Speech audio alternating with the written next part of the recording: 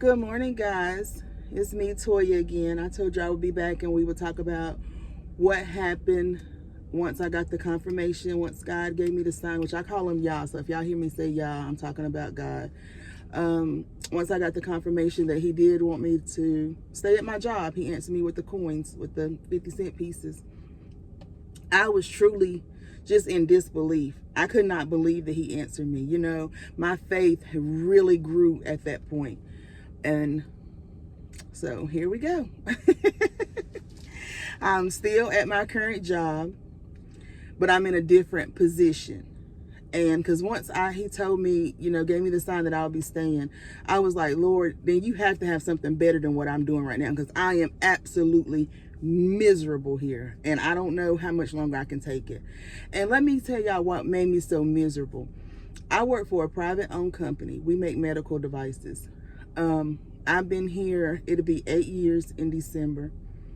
I've done, prior to this position, the same job for the 7 years I was here. But that's not what, I know a lot of people don't like doing the same thing over and over. At that time, that wasn't my problem. My problem was the rules that we have here. Like, we have a max. For the department I was in, it could only be 7 people out at a time. We had 50-some people in our department. You could have all the PTO time. I mean, from the beginning of the year, whatever you got, you could have 200 hours of PTO time. If you call in that you can't make it because you're sick or your children's sick or whatever it is, you're going to get points. And once you get points, you lose your perfect attendance, which some people don't care about that. But I did. I've been a perfect attendance employee since I've been here. And with perfect attendance, you get a day's pay for every year you've been here. So some people, they don't care if they lose it or not, but I do. That's money that I need, that we look forward to. So I feel I was really frustrated with that, and I'm still frustrated with that. I think it's very unfair that if I could have 200 PTO hours, and if I'm sick or if my child is sick, that I'm going to get points and I will lose my perfect attendance. That's not fair. I've been in a predicament where I had to leave work because my child was sick. I had to go take her to the doctor and get wrote out for 3 days to be on FMLA so I would not lose my perfect attendance. Well, with those 3 days, I'm not paid for those 3 days because I'm not out for myself, and I'm not out for at least 5 or 7, whatever it is, working days. So I get frustrated with that. Not only that, my supervisor, she was very good at what she done. She's been here 20-some years. She's an awesome supervisor, but she micromanaged. She don't like no talking. I'm an adult. I'm 42 years old. I cannot sit in a job for 8 hours and not talk. It's been times I had evaluation and she would tell me that I need to monitor my talking, that when people come to my table and talk, I need to tell them to go sit down. They need to be working. That annoys me. I could see if I was not making my numbers. I could see if I was getting a lot of rejects, bad work or something like that, but that's not the case. So yeah, that kind of stuff really aggravated me. But most of all, the biggest one was the PTO thing with the max. There's been people who have had their car stolen and they come into work. They call into work because they can't get to work because their car is stolen. They have lost their perfect attendance. That's crazy to me. And for you to be a family-owned company, they would say, family first, we're like family. And I feel like, no, we're not like family. No, we're not. So yeah, I got frustrated. So I was like, Lord, you know what? Something is going to have to give. First of all, I'm already upset about not being able to get off when you need to be off. And they go by seniority. So I never had a holiday, even though I don't celebrate holidays. But I never could get a holiday off, ever, because they go by seniority. It's people in these departments, it's people who's been here for 30-some years. And it's not because they're frustrated, it's because they have been here for so long and they make decent money. So they don't want to start over somewhere else. So they put up with what they, here. But a lot of them, they don't have to worry about the maxes and stuff because they do go by seniority. So they're going to always get first pick. no matter what. They get every holiday. Sometimes they will go out from the beginning of November. They say they PTO time. They go out at the beginning of November. They won't come back to after New Year. So from that time frame, from the beginning of November until December, until December, no one else in the department can be out, because those 7 people, the seniority, take it every year. So unfair, you know. But you can't be mad at the people because they earned their spot, you know. So I don't know. It's you mix, because you know they had to go through it too, and they earned their spot. They've been here for 20-some years, 30 years, some of them 30-some years. So yeah, they've done it. They've earned their spot. But you get frustrated with the company because at the same time, like, especially people who have children, they would like to be able to be off, and you can't. I mean, if you know, of course, like any other company, if you don't show up the day before, day after holiday, you're not going to get paid for that holiday. So you're going to come to work because you can't afford to lose your holiday pay, plus get points, plus lose your perfect. I'm like, what are you going to do? You come to work. So that was a little bit of why I was frustrated. So I was like, something has got to give. So I seen a job posted after I got my sign. I'm like, Lord, if you want me to stay here, you have to have something better than what I'm doing right now. So I seen a post in a leadership position. So I said, okay. I asked my production leader, have you seen this position? And she said, no, I ain't seen it, but she looked it up and she's like, you need to apply. And she knows I'm a procrastinator. I always said, I do not want to be a production leader. I don't like people. So that's what I've always said. So she was like, no, you need to apply for this position. I'm going to call Human Resources right now and you're going to apply. And she did. She called Human Resources. Hold on, let me get a sip of my coffee. I need a new coffee cup real bad. She called Human Resources and she told me how to apply for the position. The lady from Human Resources, she told me how to apply for the position. So I did. Y'all, I have not done a resume in I don't know how long. And whenever I got this job, I know somebody. Well, my kid's father, his aunt worked at the Goodwill at the time. So she told me to come up there, and she had someone to help me. Well, she actually done my resume for me, so I didn't do that myself. So whenever I got this when it was time for me to apply for this job, I had to update my resume. Y'all, I didn't have a clue. I just got some kind of Apple laptop. I'm not tech friendly at all. I don't know nothing about tech. So I just got my Apple laptop, and I was in there and I was trying to go in there and update my resume. I couldn't figure it out. So I went to the public library. I still could not figure it out. Me and my little one. I asked the librarian to help me. He came in there. He helped me update my resume, and I turned it in. Everything just flowed so seamlessly, even to the interview process. Y'all, I'm the worst at interviews. Like I said, I'm shy. You know, and all that stems from a lot of childhood, and maybe one day we'll go back into that, being rejected and all this kind of stuff. So my self-esteem has always been low. I've always been shy. Well, I used to be. I'm coming out of it. I'm being delivered from that. And I think that's the reason why he gave me this position. But anywho, that's neither here nor there right now. Even with the interview process, it was going to be a panel interview. And I was like, oh my gosh, I don't even want to. I want to tell them, thank you for considering me, because you had to be interviewed prior to even see if you're going to make it to the panel interview.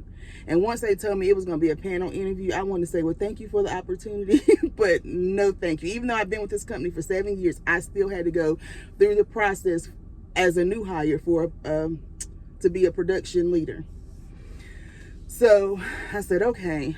You know, I asked the manager, I said, well, how many other people are going to interview with me? And she told me it would be her, 3 more managers, a person from Human Resources, and whoever else they chose to interview for the position. And at that time, she said it was 3 more people. So I immediately started praying, Lord, this position is for me. I need for some of these people not to show up. All of them preferably not to show up for this job. And I was like, I need for you to speak through me, guide me. You put the words in my mouth for me to say. Give me the confidence. You give me everything I need for this position if it's for me. Y'all, when I tell you, he showed up and he showed out. Whenever I went to this interview, Only one other applicant showed up for the interview.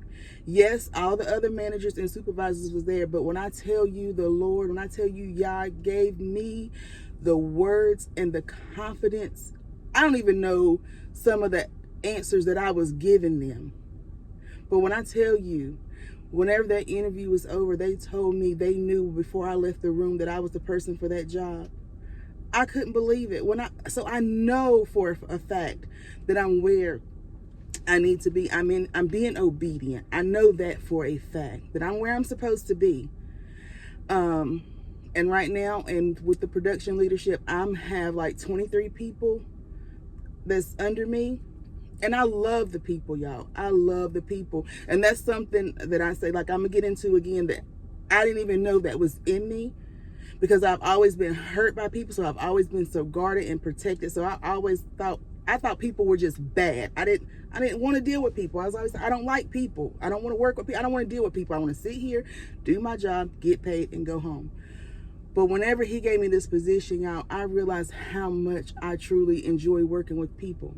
I walk around, I didn't know I was a talker like I am. I go around and I talk to people, I joke, I cut up, I encourage, so I love the people, but I still don't like the job. I still don't like the job. But I do it. I show up every day miserable, because I know I'm being obedient. I know he put me here for a reason. And I know it's because it's either somebody I need to help in here, or they're helping me. And I think a lot of it is that he's showing me, he's pulling out of me what I didn't know that I even had. He's building my self-confidence. He's giving me people skills. He's showing me that I do love people, that I can be in leadership, that I am worthy. He's showing me so much more deeper than just a job, even though I do not like this job.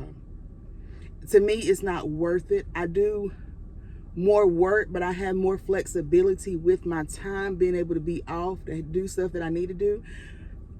But it's still strict. Like one day, my oldest daughter called me. She was picking up my little one from school. It was at around 2:45. She called me because the car broke down at the school.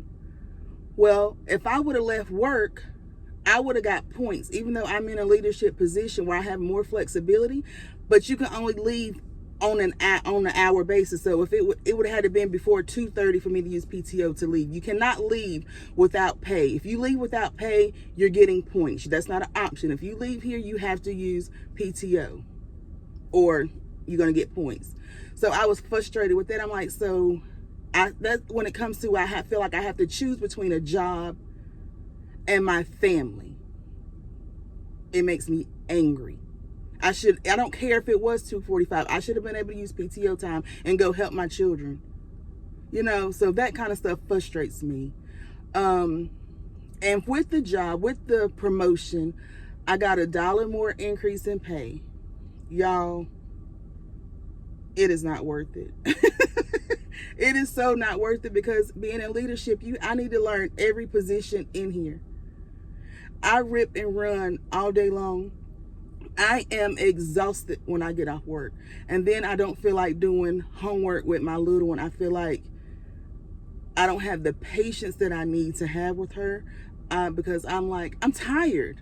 I'm tired from work. So, but I know that I'm doing what he told me to do. I know I'm being obedient at the end of the day. And I know obedience is always better than sacrifice. So I'm still going to come in here, and I'm still going to show up, even though I do not like it, y'all. And I tell y'all this. I don't sugarcoat it for him. He knows me inside and out. He knows my thought before I even think it. So I talk to him and I say, look, I'm going to be obedient, and I'm going to keep showing up. I don't know why you have me here, but I'm going to keep coming until you tell me it's time to move. Even though I do not like it, y'all. It is so not worth it to me. But it pays the bills, But yeah, that's what happened after he told me to stay. And we can go into more details. I'm on break right now. Break is over. It's only a 20-minute break. It's my breakfast. But yeah, I'm going to come back again, and we're going to go over some more things. Because it's more than just the attendance policy. Like, they just gave us some sick pay that's going to start in 2025, and we'll go over that. But I feel like he put, like, when he was showing me last year that I would be leaving my job. I think he's telling me that I'm going to be leaving this job. I feel like he's giving me the heads up. You're going to be leaving this job. I have more for you. But it just was not at that moment. Because when I tell you, taking this position, he has given me so much favor. He has given me favor with these people. He's given me favors with my manager. Everything. He's given me favor. But it was so much more that he was pulling out of me, revealing to me about myself. Because he has more for me. This is not it. I had that part right, that I will be leaving this job, that there is more for me, but it's so much more I gotta get before then. So when my year comes up in March, I pray, oh Father, I pray that I've got what I'm supposed to get out of it by then, because I don't want to do this, but I'm gonna do it. I'm going to do it. I'm going to be obedient to him. As much as I don't like it, I will be obedient. And that's what y'all need to do. Sometimes we don't understand. We don't like it. But if we know that we are doing his will, just show up. Show up. Then don't try to sugarcoat it to him. I don't try to sugarcoat and making sure, it's the favorite thing, it's the best thing in my life.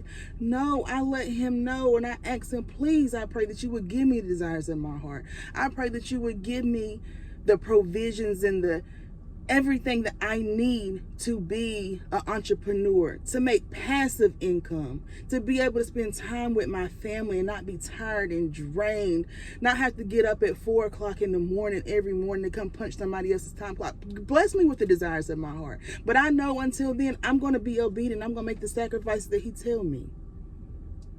But y'all, I got to get back in here to work. But y'all just pray for me. I pray for y'all. Leave me comments. Let me know what you going through, how you feel that he is talking to y'all, what he's showing y'all. And until next time, I love y'all. Bye.